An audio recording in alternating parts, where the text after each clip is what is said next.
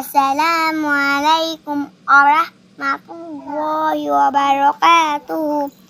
বিসমিল্লাহির রহমানির রহিম। 1 নম্বর হাদিস শরীফ, আখলিস দীনাকা ইয়াকফিকাল আমালুল কলিম। হাদিস শরীফের অর্থ, তোমার ঈমানকে খাঁটি করা অল্প আমলই নাজাতের জন্য যথেষ্ট হইবে। 2 নম্বর হাদিস শরীফ, খায়রুকুম মান তাআল্লামাল কুরআনা ওয়া আল্লামাহু। হাদিস শরীফের অর্থ, তোমাদের মধ্যে সর্বোত্তম ওই ব্যক্তি যে কোরআন মাজিদ শিক্ষা করতেন এবং শিক্ষা দেন।